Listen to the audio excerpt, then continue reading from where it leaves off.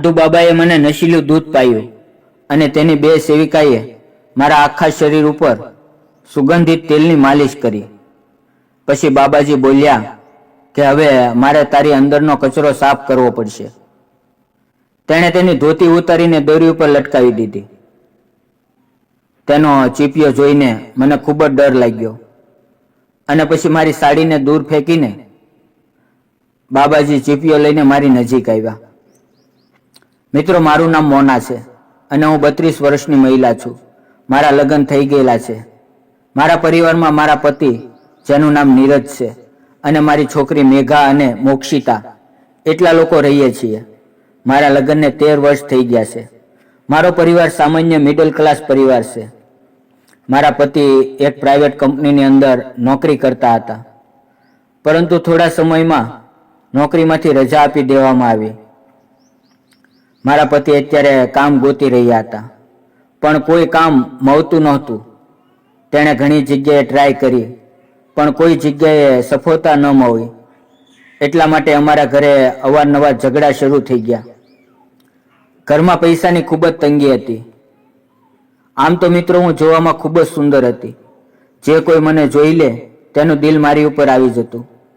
એક દિવસ હું શાક માર્કેટની અંદર શાકભાજી લેવા માટે ગઈ તો મેં ત્યાં એક જાહેરાત જોઈ.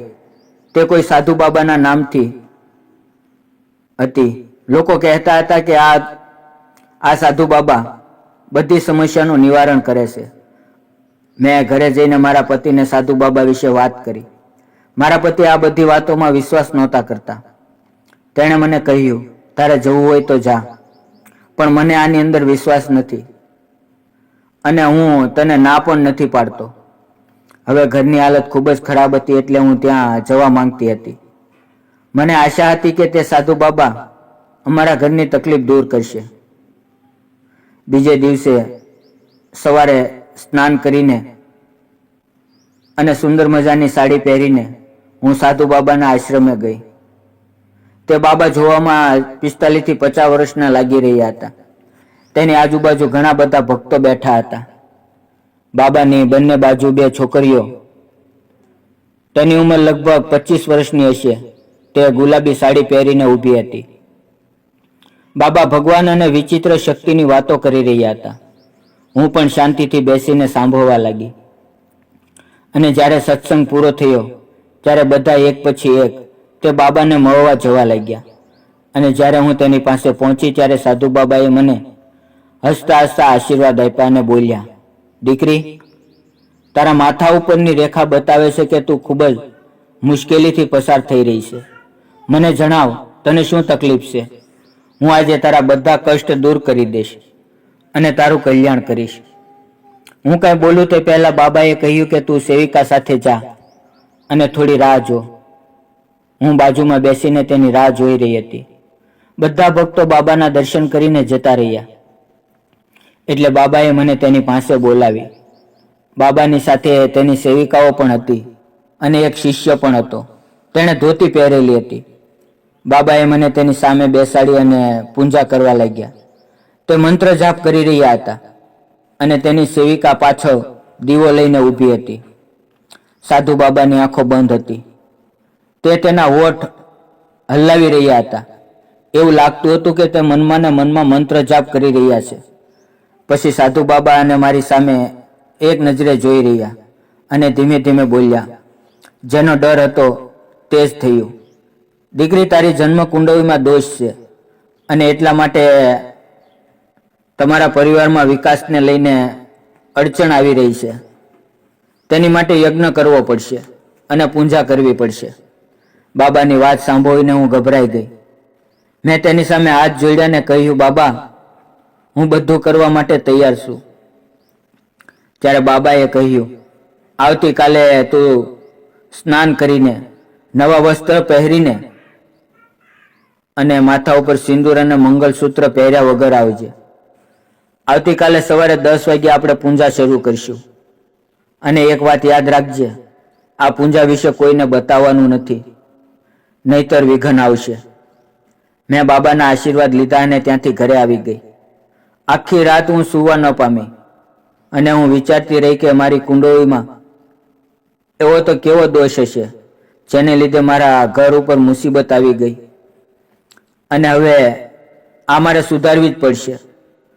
સવારે વહેલા ઊભા થઈને મેં મારા પતિને નાસ્તો આપ્યો અને છોકરાઓને સ્કૂલે મૂકીને પાછી ઘરે આવી. ઘરે આવીને જલ્દી કામ પૂરું કર્યું અને હું સ્નાન કરવા જતી રહી અને નીચે સફાઈ પણ કરી નાખી. હું લાલ રંગની નવી સાડી પહેરીને તૈયાર થઈ અને સાધુ બાબાના આશ્રમે જતી રહી. આજે આશ્રમમાં કોઈ નહોતું, કારણ કે બાબાના શિષ્યોએ બધાને ફોન કરીને જણાવી દીધું હતું કે આજે આશ્રમમાં એક અલગ પૂજા છે, એટલા માટે બાબા કોઈને નહીં મળે. જ્યારે હું ત્યાં પહોંચી તો બાબાની સેવિકાઓએ મને અંદર જવાનો રસ્તો બતાવ્યો અને એક મને સાથે આવીને અંદર લઈ ગઈ. રૂમની અંદર એક બેડ હતો અને બેડની બાજુમાં જ બાબાએ યજ્ઞ કરવાની તૈયારી કરેલી હતી. મને લાગ્યું કે બાબા અહીંયા જ પૂજા કરતા હશે અને અહીંયા જ સાંજે સૂઈ જતા હશે. હું હજી વિચારી રહી હતી ત્યારે બાબાની શિષ્ય બોલી, તમે બિલકુલ બરાબર જગ્યાએ આવ્યા છો. આજે બાબા તમારી બધી ઈચ્છા પૂરી કરી દેશે. બાબાની પાસે મોટી શક્તિ છે. તમે અહીંયા પૂજા માટે બેસો, અમે હવે બહાર જઈએ છીએ. અને હા, ત્યાં કોઈને બતાવ્યું તો નથી ને કે તું અહીંયા આવી છો? મેં માથું હલાવીને ના પાડી. બાબાએ મને બેસવા માટે કહ્યું. હું તેની સામે બેસી ગઈ.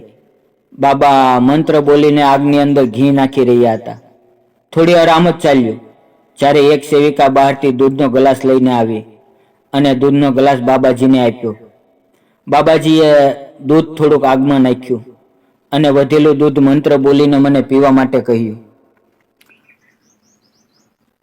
આ દૂધ પીવાથી તારી આત્મા શુદ્ધ થઈ જશે. મને ડર લાગી રહ્યો હતો, પરંતુ મેં ડરતા દૂધનો ગ્લાસ હાથમાં લીધો અને એક જ વારમાં હું બધું દૂધ પી ગઈ. દૂધ પીધા પછી મને થોડુંક અજીબ લાગવા લાગ્યું. મને અચાનક નશો ચડવા લાગ્યો અને મારી આંખોમાં અંધારા આવી ગયા. હું બેહોશ જેવી થઈ ગઈ અને ત્યાં જ પડી ગઈ. મને બધી ખબર તો હતી, પણ હું વિરોધ કરી શકતી નહોતી. હું બધું જ મહેસૂસ કરતી હતી કે 2-4 લોકો મને ઉપાડીને બેડ ઉપર મૂકે છે. પછી બાબાએ તેને બહાર જવા માટે કહ્યું. સેવકો બહાર ગયા પછી બાબાએ અંદરથી દરવાજો બંધ કર્યો અને પછી બાબા મારી પાસે આવ્યા અને તેણે મારી સાડીનો પલ્લુ ખેંચીને હટાવી લીધો અને હાથ ફેરવવા લાગ્યા. મને લાગ્યું કે તે કોઈ મંત્ર બોલે છે. પછી તેણે સાડી અલગ કરી. મને ખૂબ જ શરમ આવી રહી હતી, પણ હું નશીલા દૂધને લીધે કંઈ બોલી શકતી નહોતી. મારી ધડકન તેજ થઈ ગઈ હતી અને મારો શ્વાસ ઉપર નીચે થઈ રહ્યો હતો. ત્યાં અચાનક 2 સેવિકા અંદર આવી અને મારા શરીર ઉપર સુગંધી તેલની માલિશ કરવા લાગી. બાબાજી મારી પાસે બેસી ગયા અને મારી હાલતને જોઈ રહ્યા હતા. તે મને કહી રહ્યા હતા કે તું એકદમ શાંત થઈ જા અને પૂજાનો આનંદ લે. હું બધી તારી પરેશાની દૂર કરી દઈશ, પણ પહેલા તારે શરીરને શુદ્ધ કરવું પડશે. તેલની સુગંધથી આખો રૂમ સુગંધિત થઈ ગયો હતો. થોડી વાર પછી બાબા બોલ્યા, હવે દીકરી, તને કેવું લાગે છે? હું કાંઈ બોલી ન શકી. હું મનમાં ને મનમાં વિચારતી હતી કે મારાથી મોટી ભૂલ થઈ ગઈ છે. અહીં આવીને હવે જવાનો વિરોધ કરીશ તો આ લોકો મને મારી નાખશે. હું અહીંયાથી ભાગી જવા માંગતી હતી, પણ નશાની હાલતમાં હું કાંઈ કરી શકું તેમ નહોતી. બાબાએ કહ્યું, શાબાશ પુત્રી, તું પૂજાની અંદર સરસ રીતે ભાગ લઈ રહી છે, પણ હવે સમય આવી ગયો છે કે હું તારા અંદરની ગંદકીને સાફ કરું. તું મનથી ઉપરવાળાને યાદ કર. અને પછી બાબાજીએ પોતાની ધોતીને એક દોરી ઉપર ટીંગાડી દીધી. હું તેને જોઈને ખૂબ જ ડરવા લાગી અને હું ભગવાનને પ્રાર્થના કરવા લાગી કે કોઈ એવો ચમત્કાર થાય કે હું બચી જાઉં અને મારી સાથે અનર્થ ન થાય. ત્યાં અચાનક બહારથી મને મારા પતિનો અવાજ સંભળાયો. તે બાબાજીના શિષ્યને કહી રહ્યા હતા કે મારી પત્ની અંદર છે, તેને જલ્દીથી બહાર કાઢો, નહીતર હું આખા ગામને અને પોલીસને ભેગું કરીશ. હું હમણાં જ ફોન કરીને બધાને બોલાવીશ. બહારથી અવાજ સાંભળીને બાબાજી ફરી વખત ધોતી લપેટીને હવનની સામે બેસી ગયા અને બાબાજીના શિષ્યો અંદર આવ્યા અને મને બહાર લઈ ગયા. થોડી વાર પછી બાબાજી પણ બહાર આવ્યા અને મને કહ્યું, દીકરી, પૂંજા સારી રીતે પતી ગઈ. હવે તારી કુંડળીના બધા દોષ દૂર થઈ ગયા અને તારું કામ પણ પૂરું થઈ ગયું. જતા જતા 1 કિલો લાડવાનો પ્રસાદ ચડાવીને જજે. મારા પતિ આશ્રમેથી લઈને મને ઘરે લાવ્યા. ઘરે જઈને મેં ભગવાનનો ખૂબ ખૂબ આભાર માન્યો. જો તે સમયે મારા પતિ ત્યાં ન આવ્યા હોત તો ન જાણે મારી સાથે શું થાત. મિત્રો, આ નાની એવી વાર્તા તમને કેવી લાગી તે કોમેન્ટ બોક્સની અંદર એક નાની એવી કોમેન્ટ કરીને જરૂર જણાવજો. અને જતા પહેલા વિડીયોને લાઈક અને ચેનલને સબસ્ક્રાઇબ કરવાનું ના ભૂલતા. મિત્રો, વિડીયોમાં આવેલા નામ, પાત્ર અને ઘટના ફક્ત કાલ્પનિક છે. તેનો કોઈ પણ વ્યક્તિ, જાતિ કે ધર્મ સાથે સંબંધ નથી. આ વાર્તા ફક્ત કાલ્પનિક હતી અને ફક્ત મનોરંજન માટે બનાવવામાં આવેલી હતી. ધન્યવાદ મિત્રો.